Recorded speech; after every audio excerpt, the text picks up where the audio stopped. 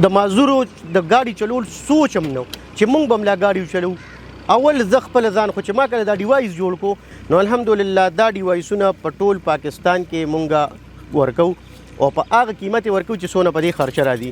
وجه څه ده چې زما خپله معذوري ما ته مخې ته ولاړه ده نو زه د هر چا د معذورۍ سوچ کو. زما نوم سجاد علي دی او د کینال روډ یونیورسټي کالوني مردان اوسېدونکی یم. بچپن کې ټایفاید بخار په وجه باندې زما خپو کار پرېښودو یعنې زه د فولیو افیکټډ شوم. وخت تېرېدو سره اول د ویلچیر او ویلچیر نه بیا ټرایسایکل شو. د هغې نه بعد بیا چې وخت تېرېدو داسې زما فیملي هم ګڼېده نو موټر سایکل باندې زما کار نه کېدو.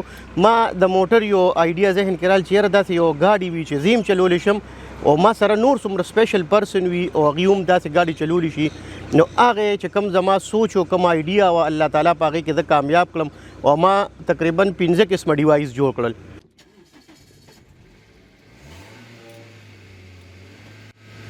دا لومبنی آپشن دی دا بریک دی بریک ما د وکړو دا د ګیر مې ورکړو ټیک شو. بیا په مزه بریک پرېښودو او ایکسلیټر دغه دی زما د خپې سره ایکسلیټر چې کوم دی نو ډرایوینګ کول انتهایی آسان دی. ما دا یو په معمولی حرکت کوي زه ایکسلیټر په خپه دباوم بریک صرف په لاسو دی.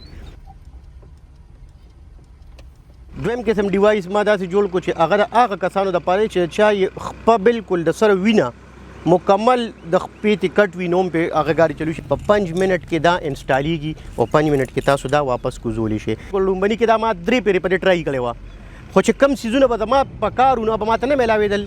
هغې نه بعد چې ما خپل ذهن وجنګو نو داسې داسې څیزونه پکې ما استعمال کړل چې د هغې سوچ هم چا نشو کولی چې آیا په ډیوایس کې به دا هم لګي. د دې دا کم بیرنګ چې دی دا د لاهوره پورې ما کتلی دا نه میلاویږي. ما په دې کې بالسټډې ولګولې نو د دې هغه کم کمی او ما په هغې طریقه پوره کو او تقریبا 3 میاشتو کې ما دا ډیوایس داسې کو چې قابل مې کو د ګاډي د ډرایوینګ په هر قسم سپیډ سره او په هر رفتار سره پتلی شي.